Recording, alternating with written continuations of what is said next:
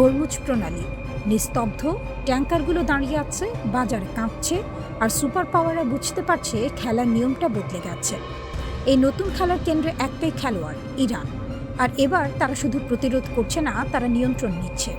Hormuz প্রণালী, যে পথ দিয়ে বিশ্বের প্রায় 1/5 জ্বালানি প্রবাহিত হয়, সেটিকে ইরান এখন আর শুধু একটি জলপথ হিসেবে দেখছে না। এটি তার শক্তির প্রতীক, কৌশলগত অস্ত্র। এই জলপথ বন্ধ করে দিয়ে তেহরান আসলে বিশ্ব অর্থনীতির গলায় হাত রেখেছে।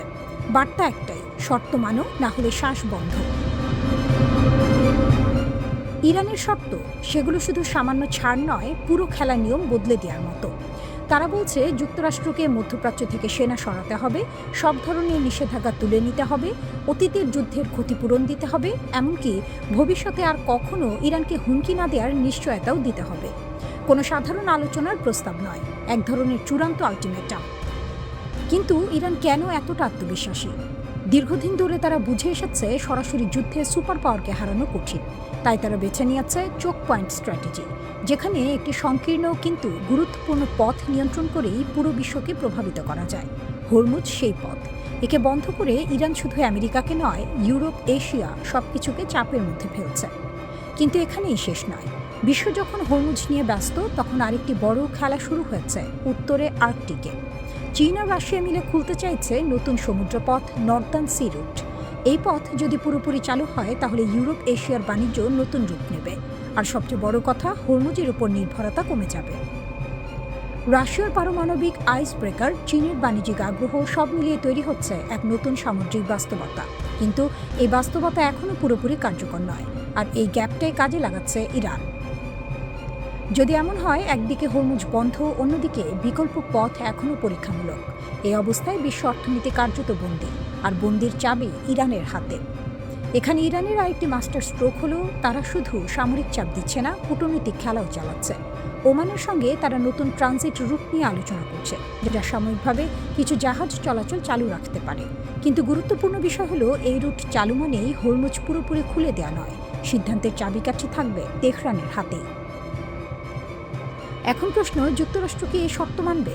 বিশ্লেষকরা বলছেন এই দাবিগুলো বাস্তবে মেনে নেওয়া প্রায় অসম্ভব, কারণ এগুলো শুধু সামরিক নয়, রাজনৈতিক ও কৌশলগত পরাজয় স্বীকার করার সমান। তাই বিকল্প হিসেবে আবারও সামনে আসছে সামরিক অপশন, যা পুরো অঞ্চলকে নতুন যুদ্ধে ঠেলে দিতে পারে। কিন্তু এখানে ইরানের সবচেয়ে বড় শক্তি, তারা জানে সরাসরি যুদ্ধ হলে ক্ষতি দুই পক্ষেরই, আর সেই ভয়টাই তারা ব্যবহার করছে। তারা এমন এক অবস্থান তৈরি করেছে যেখানে যুদ্ধ ঝুঁকিপূর্ণ, শান্তিও শর্ত সাপেক্ষ। এই পুরো ঘটনা প্রবাহ আমাদের একটি বড় সত্য শেখায়। 21শো শতকের যুদ্ধ আর শুধু বন্দুক বা বোমা নয়, এটি অর্থনীতি, বাণিজ্য পথ, জ্বালানি সবকিছুর সমন্বয়ে তৈরি এক জটিল খেলা। আর এই খেলায় ইরান নিজেকে এক নতুনভাবে প্রতিষ্ঠা করেছে, এক গেম চেঞ্জার হিসেবে।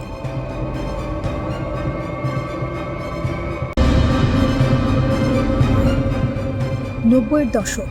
তেহরান আর পিয়ংইয়ং তখন থেকে একে অপরের মিসাইল প্রযুক্তির গোপন অংশীদার। দুই দেশই বহু বছর ধরে বিশ্বাস করে এসেছে, আধুনিক যুদ্ধে টিকে থাকার একমাত্র রক্ষা কবচ হল শক্তিশালী মিসাইল বাহিনী। 2020 দশকে একের পর এক আঞ্চলিক সংঘাত সেই বিশ্বাসকে সত্যি প্রমাণ করে দিয়েছে।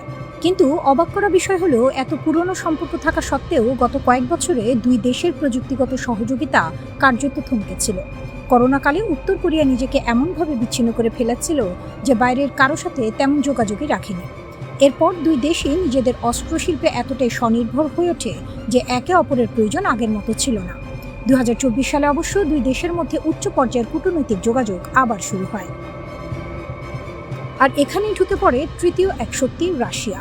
মস্কো আজ পিয়ংইয়ং আর তেহরান দুই দেশের সাথেই এত গভীর সামরিক সম্পর্কে জড়িয়ে গেছে যে বিশ্লেষকদের প্রশ্ন একটাই, রাশিয়া কি ইরান আর উত্তর কোরিয়ার মধ্যকার সেতু হয়ে উঠবে? 2026 সালের ইরান যুদ্ধ কি সেই পুরনো সম্পর্ককে আবার জাগিয়ে তুলবে? দক্ষিণ কোরিয়ার গোয়েন্দা সংস্থা অবশ্য বলছে, এখনো পর্যন্ত উত্তর কোরিয়া ইরানের মিসাইল বাহিনী পুনর্গঠনে সরাসরি হাত লাগায়নি। কিন্তু এখনো পর্যন্ত কথাটার মধ্যেই লুকিয়ে আছে ভবিষ্যতের ইঙ্গিত। কারণ দুই দেশই নিজেদের মিসাইল যুদ্ধক্ষেত্রে পরীক্ষা করে দেখেছে। ইরান তার ক্ষেপণাস্ত্র দিয়ে ইসরায়েল, উপসাগরীয় দেশ আর আমেরিকান ঘাঁটির প্রতিরক্ষা ব্যবস্থাকে ফাঁকি দেওয়ার নানা কৌশল প্রয়োগ করেছে। একসাথে অনেক ক্ষেপণাস্ত্র ছোড়া থেকে শুরু করে আকাশে উঁচুতে ছোট ছোট বিস্ফোরক ছড়িয়ে দেওয়া পর্যন্ত। আর এখানে উত্তর কোরিয়া হতে পারে ইরানের সবচেয়ে বড় সহায়ক, কারণ প্রতিরক্ষা ব্যবস্থা ফাঁকি দেওয়ার আরও উন্নত প্রযুক্তি নিয়ে কাজ করছে তারা। ইউক্রেনীয় গোয়েন্দা তথ্য বলছে, উত্তর কোরিয়া তাদের হোয়াসং-11 সিরিজের ক্ষেপণাস্ত্র ইউক্রেনের যুদ্ধক্ষেত্রে ব্যবহার করে সেখান থেকে পাওয়া বাস্তব তথ্য দিয়ে সেগুলোকে আরও নিখুঁত করে তুলেছে। এই নির্ভুলতা শুধু উত্তর কোরিয়ার নিজের প্রয়োজনই নয়, ইরানের জন্য হতে পারে লোভনীয় এক প্রযুক্তি। যদি এই যুদ্ধের পর ইরান সিদ্ধান্ত নেয় পারমাণবিক অস্ত্র বানানোরই, তাহলে তাদের প্রয়োজন হবে দূরপাল্লার এমন ক্ষেপণাস্ত্র যা শুধু প্রতিবেশী নয়, পৌঁছাতে পারবে আরও দূরের শত্রুর কাছে, এমনকি খোদ আমেরিকার মাটিতেও। ইরানের কাছে ইতিমধ্যেই আছে এমন মাঝারি পাল্লার অস্ত্র যা ইসরায়েল আর আমেরিকার আঞ্চলিক ঘাঁটিকে ঝুঁকিতে রাখতে পারে। তাই এই নতুন আগ্রহ শুধু তাৎক্ষণিক প্রয়োজন নয়, বরং রাজনৈতিক ও কৌশলগত এক বার্তা, আমরা আরও দূরে আঘাত হানতে সক্ষম। তেহরানের নিজস্ব মহাকাশ কর্মসূচি বহুদিন ধরে এই দূরপাল্লার বহু স্তর বিশিষ্ট রকেট প্রযুক্তি পরীক্ষার এক আড়াল হিসেবে কাজ করে আসছে। অন্যদিকে উত্তর কোরিয়ার হাতে আছে প্রায় 10 বছরের আন্তঃমহাদেশীয় ক্ষেপণাস্ত্র পরীক্ষার অভিজ্ঞতা। অতীতে ইরান নিজেই উত্তর কোরিয়ার দূরপাল্লার কর্মসূচিতে সাহায্য করেছিল বলে প্রমাণ আছে, তাই এবার পালা বদলের সম্ভাবনাও উড়িয়ে দেওয়া যায় না। তবে এখানে সবচেয়ে বড় অনিশ্চয়তা, আন্তর্জাতিক কূটনীতি কি তেহরানকে পারমাণবিক উচ্চাকাঙ্ক্ষা থেকে নিবৃত্ত রাখতে পারবে, নাকি এই নীরব সহযোগিতা একদিন প্রকাশ্যে চলে আসবে বিশ্ব রাজনীতির মঞ্চে, কেউ জানে না। বিশেষজ্ঞদের মতে, আমেরিকা, দক্ষিণ কোরিয়া, উপসাগরীয় দেশ আর ইসরায়েলকে এখনই কড়া নজরদারি আর সক্রিয় কূটনীতি দুটোই একসাথে চালিয়ে যেতে হবে। নইলে যে সমীকরণ আজ শুধু গুঞ্জন, আগামীকাল তা হয়ে উঠতে পারে এক নতুন বৈশ্বিক সংকটের সূচনা।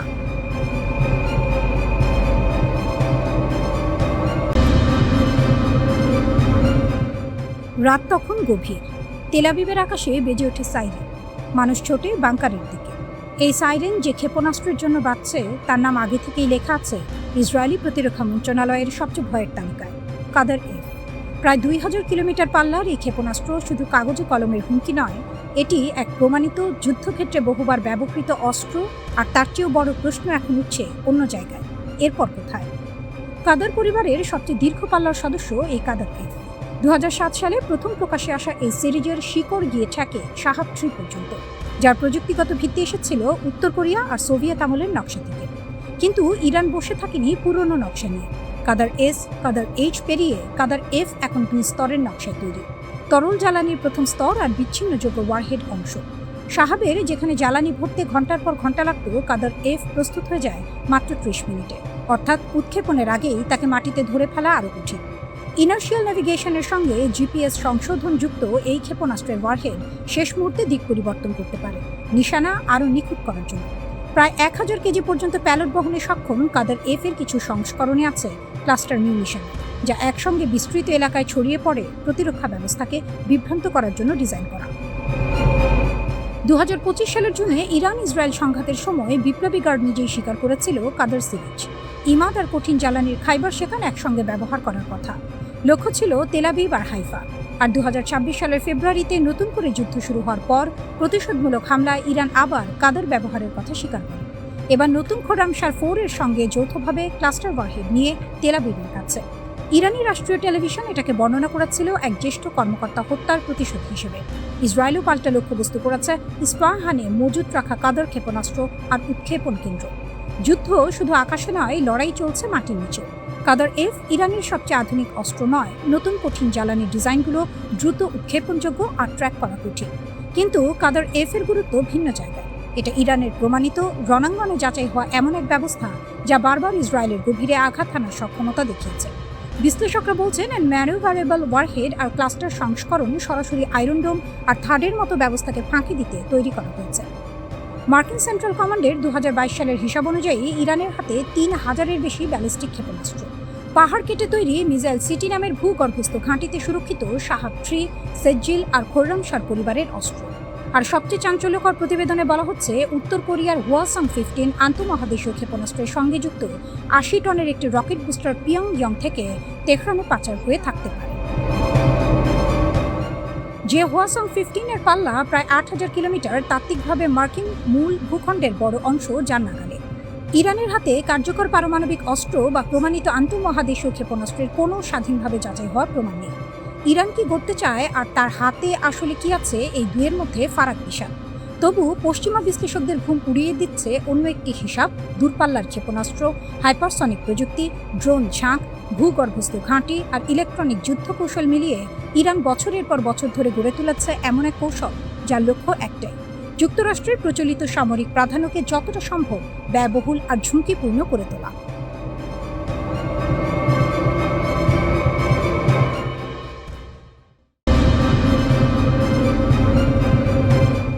পারস্য উপসাগরের বুক চিরে ধীরে ধীরে এগিয়ে যাচ্ছে একটি বিশাল যুদ্ধ জাহাজ। অত্যাধুনিক রাডার ঘুরছে, আকাশে টহল দিচ্ছে যুদ্ধ বিমান, চারপাশে বিশ্বের সবচেয়ে শক্তিশালী নৌবাহিনীর নিরাপত্তা। বাইরে থেকে দেখলে মনে হবে এই জাহাজকে থামানোর ক্ষমতা পৃথিবীর কারণে। কিন্তু ঠিক সেই মুহূর্তে ইরানের দক্ষিণ উপকূলের কোনো অজানা পাহাড়ি ঘাঁটিতে একটি ছোট্ট ড্রোন লঞ্চারের ঢাকনা নিঃশব্দে খুলে যায়। কয়েক সেকেন্ড পর আকাশে উড়ে ওঠে একটি শাহেদ ড্রোন। না, এটি কোনো বিশাল যুদ্ধ বিমান নয়, এটি একটি কিং সাইজ ম্যাট্রেসের সমান ছোট একটি উড়ন্ত অস্ত্র। ভেতরে দামি সামরিক প্রযুক্তিও নেই, অনেক উপাদানে সাধারণ বাণিজ্যিক ইলেকট্রনিক্সের মতো। কিন্তু যুদ্ধের ইতিহাস বহুবার দেখিয়েছে যে অস্ত্রকে সবচেয়ে বেশি অবহেলা করা হয়, শেষ পর্যন্ত সেই অস্ত্রই সবচেয়ে বড় আতঙ্কে পরিণত হয়। এটাই ইরানের কৌশল। বিশ্বের অনেক দেশ বিলিয়ন বিলিয়ন ডলার ব্যয় করে পঞ্চম প্রজন্মের যুদ্ধ বিমান বানায়। ইরান সেই পথে হাঁটেনি। তারা এমন এক অস্ত্র তৈরি করেছে যার দাম কম, উৎপাদন দ্রুত আর সংখ্যায় এত বেশি যে প্রতিটি ধ্বংস করলেও নতুন ড্রোন আবার আকাশে উঠে আসে। এখানেই শাহেদ ড্রোনের আসল শক্তি। ধরা যাক একটি শাহেদ ড্রোনের কার্যকর পাল্লা প্রায় 500 মাইল। এর মানে শুধু উপকূল থেকে সোজা সামনে উড়ে যাওয়া নয়, বরং ইরানের শত শত কিলোমিটার দীর্ঘ উপকূল জুড়ে অসংখ্য সম্ভাব্য উৎক্ষেপণ স্থল তৈরি করা সম্ভব। শত্রু জানেই না ড্রোনটি কোথা থেকে উড়বে। একটি লক্ষ্যবস্তুকে রক্ষা করতে হলে শুধু আকাশ নয়, হাজার হাজার বর্গমাইল সম্ভাব্য উৎক্ষেপণ অঞ্চলও নজরদারিতে রাখতে হবে। এটাই যুদ্ধের সবচেয়ে কঠিন সমীকরণ। ধরা যাক একটি মার্কিন যুদ্ধজাহাজ হরমুজ প্রণালীর কাছে টহল দিচ্ছে। সেটি হয়তো পৃথিবীর সেরা রাডার, ক্ষেপণাস্ত্র ও প্রতিরক্ষা ব্যবস্থায় সজ্জিত। কিন্তু যদি একই সময়ে বিভিন্ন দিক থেকে একসঙ্গে ডজন খানেক বা শতাধিক ড্রোন এগিয়ে আসে, তাহলে প্রতিটি লক্ষ্যবস্তু শনাক্ত, ট্র্যাক এবং ধ্বংস করা ক্রমশ কঠিন হয়ে পড়ে। এ কারণেই সামরিক বিশ্লেষকেরা ড্রোন সোয়ার্ম বা ড্রোনের ঝাঁককে আধুনিক যুদ্ধের অন্যতম বড় চ্যালেঞ্জ হিসেবে দেখেন। আর এখানেই ইরানের আরেকটি সুবিধা, এই ড্রোনগুলো অত্যন্ত ব্যয়বহুল নয়। একটি হারালেও কৌশল ভেঙে পড়ে না, বরং একই সময়ে বহু ড্রোন পাঠিয়ে প্রতিপক্ষের প্রতিরক্ষা ব্যবস্থাকে ব্যস্ত রাখাই মূল উদ্দেশ্য। একটি ড্রোন ভূপাতিত হলেও অন্যটি এগিয়ে যেতে পারে। এটি শক্তির নয়, সংখ্যার যুদ্ধ। কিন্তু শুধু সংখ্যাই নয়, ইরানের ভূগোলও তাদের বড় মিত্র। দেশটির পশ্চিম ও দক্ষিণ পশ্চিম জুড়ে বিস্তৃত জাগ্রস পর্বতমালা প্রকৃতির তৈরি বিশাল ঢাল। এই পাহাড়ি অঞ্চল অসংখ্য গোপন ঘাঁটি, সুড়ঙ্গ, মোবাইল লঞ্চার ও ছদ্মবেশী অবস্থান তৈরির সুযোগ দেয়। স্যাটেলাইট বা নজরদারি বিমান সবসময় প্রতিটি অবস্থান শনাক্ত করতে পারে না। অর্থাৎ শুধু ড্রোন ধ্বংস করলেই হবে না, কোথায় লুকিয়ে আছে সেই উৎক্ষেপণ প্ল্যাটফর্ম সেটিও খুঁজে বের করতে হবে। আর সেটি সবচেয়ে কঠিন কাজ, কারণ একটি মোবাইল লঞ্চার কয়েক মিনিটের মধ্যেই অবস্থান বদলে ফেলতে পারে। পাহাড়ের আড়াল থেকে ড্রোন ছুড়ে আবার অদৃশ্য হয়ে যাওয়া সম্ভব। ফলে প্রতিশোধমূলক হামলা চালাতে গিয়েও অনেক সময় লক্ষ্যবস্তু খুঁজে পাওয়া যায় না। এখানেই ইরানের যুদ্ধনীতি অন্যদের থেকে আলাদা। তারা শুধু অস্ত্র বানায় না, তারা এমন একটি ব্যবস্থা গড়ে তোলে যেখানে প্রতিটি অস্ত্রের সঙ্গে যুক্ত থাকে ভৌগোলিক সুবিধা, বিকেন্দ্রীকৃত উৎপাদন, দ্রুত পুনরায় সরবরাহ এবং দীর্ঘমেয়াদী ক্ষয় যুদ্ধের প্রস্তুতি।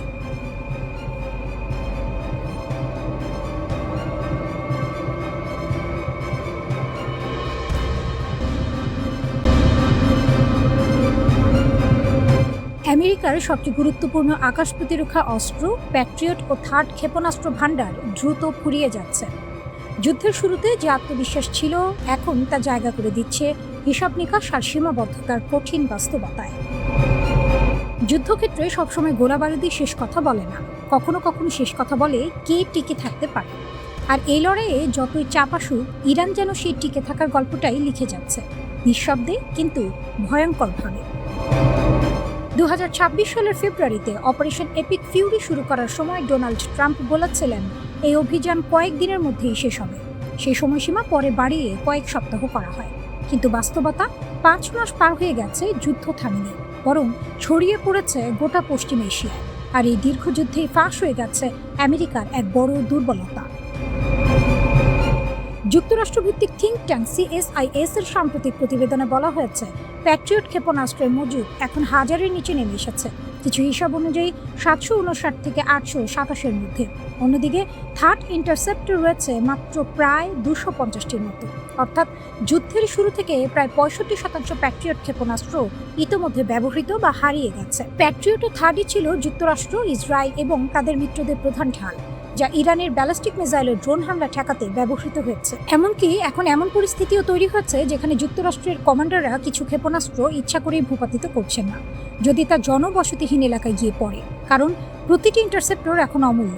প্রতিটি ক্ষেপণাস্ত্র ছোড়ার আগে ভাবতে হচ্ছে এটি কি সত্যিই প্রয়োজন। অন্যদিকে ইরান ঠিক উল্টো পথে হাঁটছে। প্রচণ্ড আঘাতের পরও তাদের ক্ষেপণাস্ত্র ও ড্রোন হামলা থামেনি, বরং তারা প্রমাণ করেছে সম্পূর্ণ ধ্বংস না হওয়া পর্যন্ত তারা লড়াই চালিয়ে যেতে সক্ষম। শুধু তাই নয়, হরমুজ প্রণালীর মতো কৌশলগত গুরুত্বপূর্ণ স্থানে তাদের প্রভাব এখনও অটুট। বিশ্ব বাণিজ্যের এক বড় অংশ এই পথ দিয়ে চলে, অর্থাৎ ইরান এখনও বিশ্ব অর্থনীতির এক গুরুত্বপূর্ণ সুইচ হাতে ধরে আছে। এই বাস্তবতায় দাঁড়িয়ে যুক্তরাষ্ট্র ও ইসরায়েল হঠাৎ করেই নতুন হামলা স্থগিত রাখার সিদ্ধান্ত নিয়েছে। শর্ত একটাই, দ্রুত একটি চুক্তি হতে হবে। ট্রাম্প দাবি করেছেন মধ্যপ্রাচ্যের দেশগুলোর অনুরোধেই তিনি এই সিদ্ধান্ত নিয়েছেন, কিন্তু বিশ্লেষকরা বলছেন এর পেছনে আরও বড় কারণ রয়েছে, অস্ত্রের ঘাটতি। কারণ খুব সহজ, যে গতিতে এই ক্ষেপণাস্ত্র ব্যবহার হচ্ছে সেই গতিতে তা উৎপাদন করা সম্ভব নয়।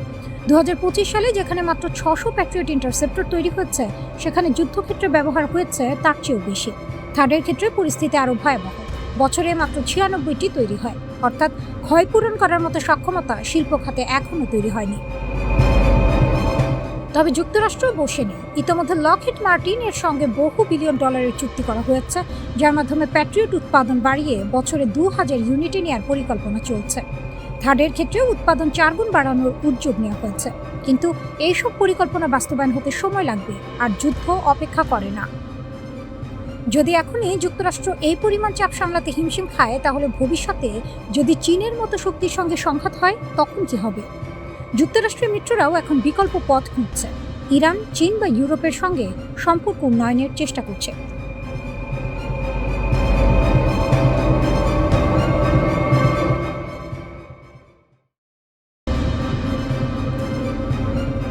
রিয়াদ কি তবে ধূলিসাৎ হতে চলেছে? 1650 কিলোমিটার দূরের আবু মাহদি আল মুহান্দিস মিসাইলের টার্গেটে এবার ক্রাউন প্রিন্স মোহাম্মদ বিন সালমানের প্রাসাদ। মধ্যপ্রাচ্যের বারুদ ভর্তি যুদ্ধক্ষেত্রে দাবানল ছড়িয়ে পড়েছে সম্পূর্ণ নতুন এক মাত্রায়। মার্কিন সাম্রাজ্যবাদকে মদত দিতে গিয়ে সৌদি আরব যে কতটা আত্মঘাতী খেলায় মেতেছে, তা হয়তো রিয়াদের নীতি নির্ধারকরা টের পেতে শুরু করেছেন। ওয়াশিংটনকে আশ্রয় দেওয়ার খেসারত তুলতে তেহরানের নেতৃত্বে এবার মাঠে নেমেছে ইরাকের অদম্য প্রতিরোধ যোদ্ধারা। সৌদি রাজ পরিবারের চোখের ঘুম কেড়ে নিতে ইরাক থেকে উন্মোচন করা হয়েছে সম্পূর্ণ নতুন ও বিধ্বংসী এক অস্ত্র, আবু মাহদি আল মুহান্দিস ক্রুজ মিসাইল। সৌদি সীমান্ত পেরিয়ে এই ক্ষেপণাস্ত্রের আগুনে পুরো মধ্যপ্রাচ্যের কৌশলগত মানচিত্র কি চিরতরে বদলে যেতে চলেছে? 1650 কিলোমিটারের মৃত্যুবান রিয়াদের বুক চিরে আছড়ে পড়তে প্রস্তুত। ইরাকের প্রতিরোধ জোট ইসলামিক রেজিলিয়েন্স ইন ইরাক সম্প্রতি যে দূরপাল্লার ক্ষেপণাস্ত্র উন্মোচন করেছে, তা বিশ্ব সমরবিদদের মাথায় বাজ ফেলে দিয়েছে। 1650 কিলোমিটার পাল্লার এই আবু মাহদি আল মুহান্দিস মিসাইল ইরাকের যে কোনো প্রান্ত থেকে উৎক্ষেপণ করা হলে তা মুহূর্তেই ধূলিসাৎ করে দিতে পারে সৌদি আরবের প্রায় সমস্ত গুরুত্বপূর্ণ সামরিক ও তেল অবকাঠামো। সৌদির তেল ও সামরিক ঘাঁটিতে আঘাতের ক্ষমতা। শুধু রিয়াদ বা সৌদি রাজপ্রাসাদী নয়, উপসাগরীয় অঞ্চলে অবস্থিত আমেরিকা ও সৌদির যৌথ সামরিক ঘাঁটিগুলো এখন এই মিসাইলের নিখুঁত নিশানায়। এয়ার ডিফেন্সের বিপর্যয়। পেন্টাগনের $1000 কোটি প্যাট্রিয়ট মিসাইল ডিফেন্স সিস্টেম এই নতুন প্রজন্মের মিসাইল ট্র্যাক করতে কতটা সক্ষম, তা নিয়ে এখন বড় প্রশ্নচিহ্ন তৈরি হয়েছে। আমেরিকাকে পেছন থেকে সমর্থন দিয়ে ক্রাউন প্রিন্স সালমান যে ভুল করেছেন, তা মাসুল এখন সরাসরি সৌদির মাটিতে আছড়ে পড়তে যাচ্ছে। কেন এই নামকরণ? এই বিধ্বংসী মিসাইলের নামকরণ কোনো সাধারণ সিদ্ধান্ত নয়, এর পেছনে লুকিয়ে আছে রক্তের বদলা নেওয়ার এক গভীর রাজনৈতিক ও সামরিক বার্তা। 2020 সালের জানুয়ারি মাসে বাগদাদ বিমানবন্দরের কাছে ড্রোন হামলা চালিয়ে ইরানের কিংবদন্তি জেনারেল কাশেম সোলাইমানি এবং ইরাকের পপুলার মোবিলাইজেশন ফোর্সেস PMF এর উপপ্রধান আবু মাহদি আল মুহান্দিসকে হত্যা করেছিল আমেরিকা। মুহান্দিস ছিলেন ইরাকের শিয়া প্রতিরোধ আন্দোলনের অন্যতম প্রধান স্তম্ভ। তারই নামে নির্মিত 1650 কিলোমিটারের মিসাইল যখন সৌদি ও মার্কিন ঘাঁটির দিকে তাক করা হয়েছে, তখন শত্রুপক্ষের বুকে কাঁপন ধরাটাই স্বাভাবিক। 50,000 প্রতিরোধ যোদ্ধার মহামিলন, অক্ষ শক্তির সর্বাত্মক প্রলয়। সমর বিশ্লেষকদের দাবি, এই দীর্ঘ পাল্লার মিসাইল কর্মসূচির নেপথ্যে রয়েছে তেহরানের মূল দিক নির্দেশনা ও প্রযুক্তিগত সহায়তা। ইরান আজ প্রমাণ করে দিয়েছে যে তারা কেবল একক কোনো রাষ্ট্র হিসেবে যুদ্ধ লড়ছে না, বরং তারা এক বিশাল ও সুসংগঠিত আঞ্চলিক অক্ষশক্তির নেতৃত্ব দিচ্ছে। সংগঠিত বাহিনী ইসলামিক রেজিলেন্স ইন ইরাকের ছায়াতলে প্রায় 10টি শক্তিশালী সশস্ত্র গোষ্ঠী কাজ করছে, যাদের সম্মিলিত সেনা সংখ্যা 50,000-এরও বেশি। বিশাল অস্ত্রাগার, এই 50,000 সেনার হাতে রয়েছে আধুনিক ড্রোন, রকেট, গাইডেড মিসাইল এবং ভারী সাজোয়া বহর। ইয়েমেনের হুথি বিদ্রোহীরা যখন লোহিত সাগরে সৌদি ও মার্কিন জাহাজে অবরোধ তৈরি করছে, ঠিক তখনই উত্তর দিক থেকে ইরাকের এই 50,000 বাহিনী সৌদিকে কোণঠাসা করে ফেলেছে। এটি তেহরানের এমন এক সাঁড়াশি আক্রমণ যা সামাল দেয়া ওয়াশিংটন বা রিয়াদ কারো পক্ষেই সম্ভব নয়।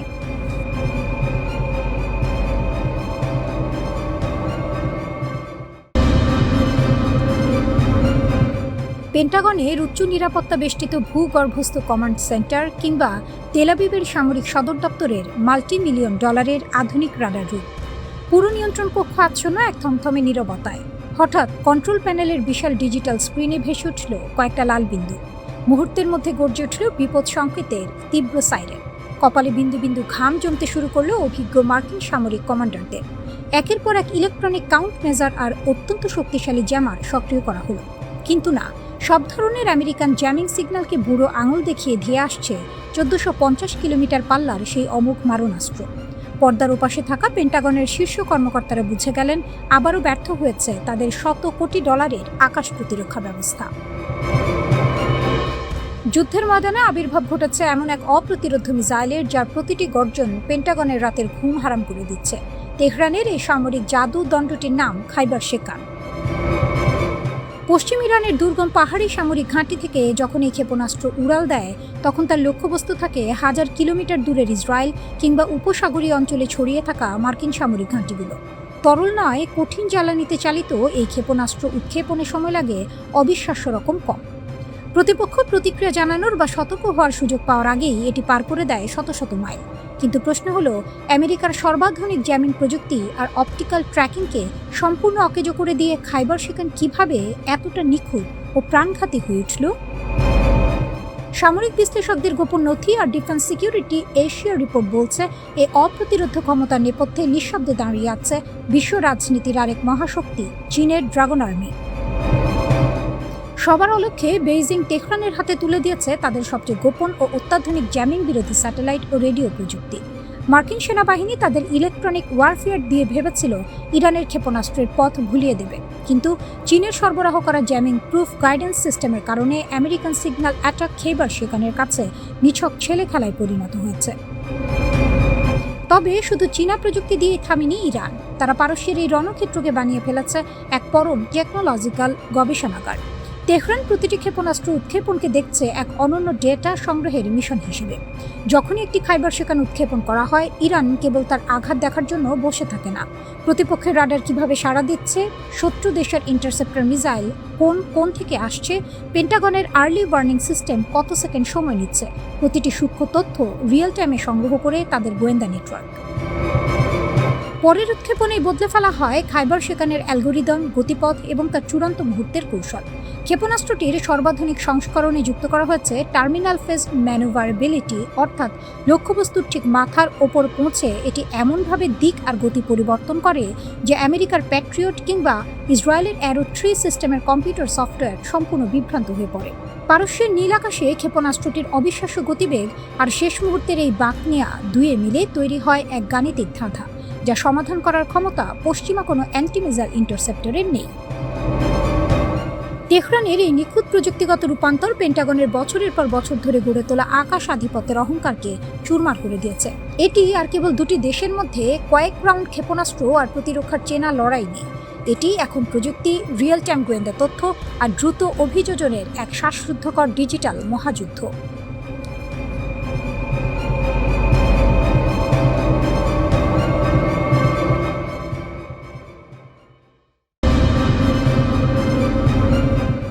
আমেরিকার চোখের সামনে কাতারের আল উদেদ এয়ারবেজে ইরানের দুর্ধর্ষ বিমান হামলা। পেন্টাগনের সুপার অ্যাডভান্সড ডিফেন্স সিস্টেমকে একদম বোকা বানিয়ে মার্কিন ঘাঁটির ভেতরে ঢুকে বোমা বর্ষণ করে তেহরানের স্নাইপার পাইলটরা। এ যেন মধ্যপ্রাচ্যের বুকে মার্কিন সামরিক ইতিহাসের সবচেয়ে বড় লজ্জা। মধ্যপ্রাচ্যে যুক্তরাষ্ট্রের মূল সামরিক অলংকার বলা হয় কাতারের আল উদেইদ বিমান ঘাঁটিকে। শত শত কোটি ডলারের early warning radar, Patriot missile defence আর সর্বাধুনিক এয়ার সার্ভেইলেন্স ব্যবস্থা দিয়ে ঘেরা এই ঘাঁটি নাকি পৃথিবীর অন্যতম সুরক্ষিত স্থান। কিন্তু ইরানের বীর বিমান সেনারা প্রমাণ করে দিয়েছে আমেরিকান প্রযুক্তির এই পাহাড় আসলে তাসের ঘরের মতো ভঙ্গুর। কিভাবে সিরাত শহরের শহীদ দোরান এয়ারবেস থেকে উড়ে গিয়ে রাডারের চোখ এড়িয়ে কাতারের তাণ্ডব চালিয়ে এলো তেহরান? চলুন পারস্য উপসাগরের আকাশে লেখা এই মহাকাব্যিক অভিযানের নেপথ্যে কাহিনী উন্মোচন করা যাক। Phantom of the Persian Gulf, radar ফাঁকি দিয়ে নিখুঁত প্রবেশ। ইরানি এয়ারফোর্সের রণকৌশলবিদরা খুব ভালো করেই জানতেন যুক্তরাষ্ট্রের স্যাটেলাইট ও রাডার নেটওয়ার্কের চোখ এড়ানো স্বাভাবিক উপায়ে অসম্ভব। তাই তারা বেছে নেন এক দুঃসাহসিক ও প্রথা ভাঙা পথ। অতি নিম্ন উচ্চতায় উড্ডয়ন। সিরাজের শহীদ দোরান ঘাঁটি থেকে টেক অফ করে ইরানের দুটি সুখোই Su-24 যুদ্ধবিমান সমুদ্র ও ভূখণ্ডের একদম কোল ঘেঁষে উড্ডয়ন করে। তারা মার্কিন এয়ার ডিফেন্সের স্যাটেলাইট ও রাডার সিগন্যালকে সম্পূর্ণ বিভ্রান্ত করে দেয়। জটিল রুট অপারেশন। রুট সিলেক্ট করা হয়েছিল এমন এক জটিল চ্যানেল দিয়ে যেখানে মার্কিন নজরদারি ব্যবস্থার ব্লাইন্ড স্পটগুলো আগে থেকেই বিশ্লেষণ করে রাখা ছিল। আল উদেইদ ঘাঁটির আমেরিকান রাডার যখন কিছু বুঝে ওঠার সুযোগ পেল, ততক্ষণে ইরানি সুখোই Su-24 মার্কিন কমান্ড সেন্টার ও গুরুত্বপূর্ণ সামরিক অবকাঠামো ঠিক মাথার উপর অবস্থান করছে। ব্রিগেডিয়ার জেনারেল মাজিদ কাজেমি, ইরানের জাতীয় বীরের অমর আত্মত্যাগ। এই ঐতিহাসিক ও দুঃসাহসিক মিশনের নেপথ্যে মূল রূপকার ও পাইলটদের একজন ছিলেন ব্রিগেডিয়ার জেনারেল মাজিদ কাজেমি। আল উদেইদ ঘাঁটির নির্ধারিত লক্ষ্যবস্তুতে নিখুঁত বোমা হামলা চালিয়ে শত্রুপক্ষের অবকাঠামো ধূলিসাৎ করার পর ফেরার পথে ঘটে সেই নাটকীয় ও ঐতিহাসিক মুহূর্ত। পারস্য উপসাগরের ওপর দিয়ে স্বদেশে আকাশে ফেরার পথে শত্রুপক্ষের একাধিক ক্ষেপণাস্ত্র ধেয়ে আসে আঘাতপ্রাপ্ত সুখোই বিমান দুটির দিকে। মাতৃভূমির সুরক্ষায় ককপিটেই প্রাণ উৎসর্গ করেন ব্রিগেডিয়ার জেনারেল কাজেমি। দীর্ঘ সময় নিখোঁজ থাকার পর সাম্প্রতিক ফরেন্সিক ও ডিএনএ পরীক্ষার মাধ্যমে তেহরান তাদের এই জাতীয় বীরের শাহাদাতের বিষয়টি নিশ্চিত করেছে। পুরো ইরান তাকে স্মরণ করছে এক অমর মহাকাব্যের নায়ক হিসেবে, যিনি আমেরিকান সাম্রাজ্যবাদের কেন্দ্রে আঘাত এনে প্রমাণ করেছেন ইরানি পাইলটদের সাহসিকতার সামনে পেন্টাগনের যে কোনো প্রযুক্তি তুচ্ছ। মার্কিন ও ইসরায়েলি বাহিনীর আক্রমণের জবাবে গত 2 মার্চ পরিচালিত একটি বড় ধরনের সামরিক অভিযান চলাকালে ব্রিগেডিয়ার জেনারেল কাজেমি নিহত হন। মিশনটি সফলভাবে নির্ধারিত লক্ষ্যবস্তুতে আঘাত হানার মাধ্যমে শত্রুপক্ষকে এক কড়া সতর্কবার্তা পাঠায়। তবে পারস্য উপসাগরের ওপর দিয়ে ফেরার পথে বিমান দুটি শত্রুপক্ষের আকাশ প্রতিরক্ষা ব্যবস্থার ক্ষেপণাস্ত্র আঘাতে ক্ষতিগ্রস্ত হয়। একই দিনে ইরানের অন্য পাইলটরা তাদের F-5 যুদ্ধবিমান নিয়ে কুয়েতে অবস্থিত মার্কিন সামরিক ঘাঁটি ক্যাম্প বুহরিংয়ে আরও একটি সফল হামলা চালান। এই পদক্ষেপগুলো ইরান-ইরাক যুদ্ধের সময় ইরানি পাইলটদের সাহসিকতার ঐতিহ্যকে স্মরণ করিয়ে দেয়। ঘটনাগুলো প্রমাণ করে যে কোনো বহিরাগত শত্রুর হাত থেকে দেশকে রক্ষা করার মতো সাহস ও দক্ষতা ইরানের সামরিক বাহিনীর রয়েছে। একই সাথে ইরানি কর্মকর্তারা পুনরায় হুঁশিয়ারি দিয়ে জানিয়েছেন, দেশের ওপর কোনো হামলা হলে তার তাৎক্ষণিক ও কঠোর জবাব দেওয়া হবে।